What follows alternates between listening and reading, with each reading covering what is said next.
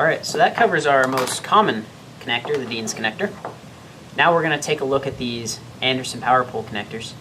Now these connectors are rated for about 45 amps continuous, but as you'll learn later, you can definitely push that limit. You can buy them in all sorts of different colors, and you can actually buy them in different amp ratings too, but 45 is the most common. So if we take a closer look here, the Anderson connector consists of two pieces, the shell here, and then the inside part, which will be crimping to the wire to serve as the contact point.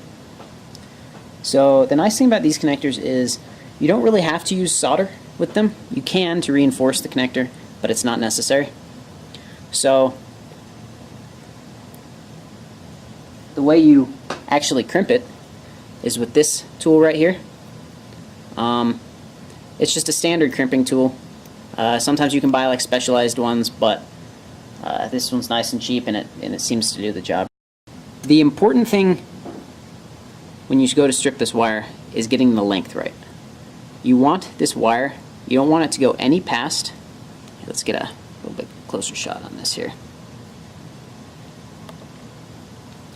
You do not want the wire to go up to this little nubby thing there. You want the wire only to go about right there, because if it goes any further, it'll get in the way of the internal clamping mechanism of this plug. So we don't want that. So let me go ahead and strip a little piece of this wire off here to show an example of what I mean. So here we've got this wire stripped to just the perfect length. It goes just to the end of the little crimping section, which has these two flanges on here. We don't want it to interfere with this other little thing on the front there, because that thing is used for the inside clamping mechanism of the shell here. So that's perfect. So now it's time to go ahead and crimp that. So to crimp this, we use this crimping tool, which is just a standard cheap tool. We didn't buy any sort of fancy crimper for these things, even though you can if you want. So what we do, go ahead and twist the ends of these wires so that they don't fray and everything.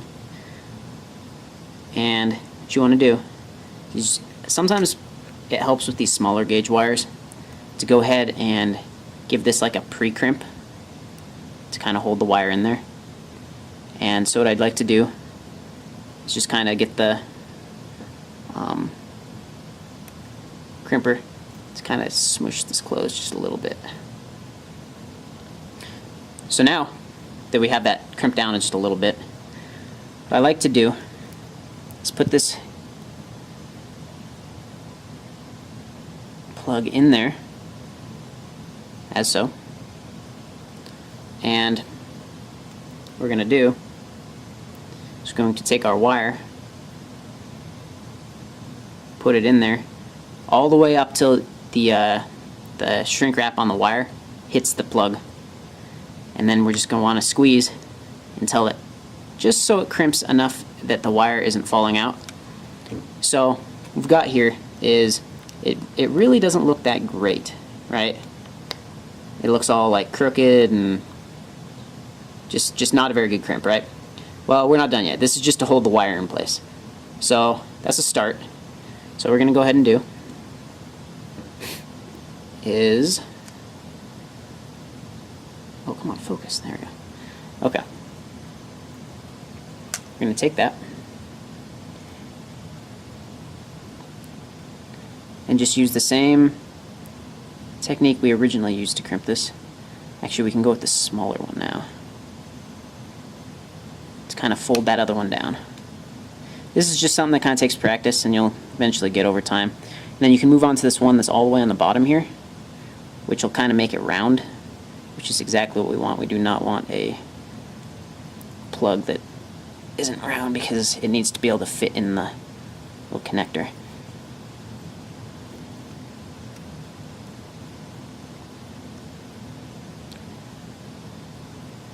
And you just kind of move it in between each one of these different ones until you kind of get exactly what you want.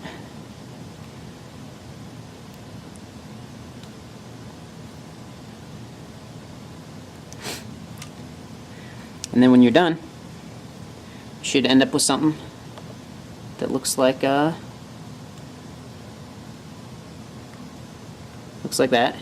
And it can have a little bit of a overlap, the two little flanges, but you definitely want it to be nice and round, otherwise it's not going to fit into the connector.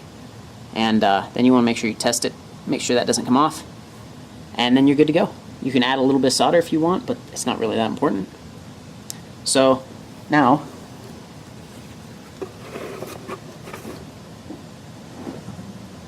what we got to do is identify which way this goes into the connector.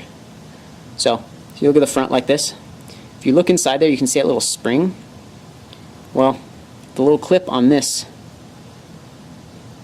goes on top of that spring. So take the connector.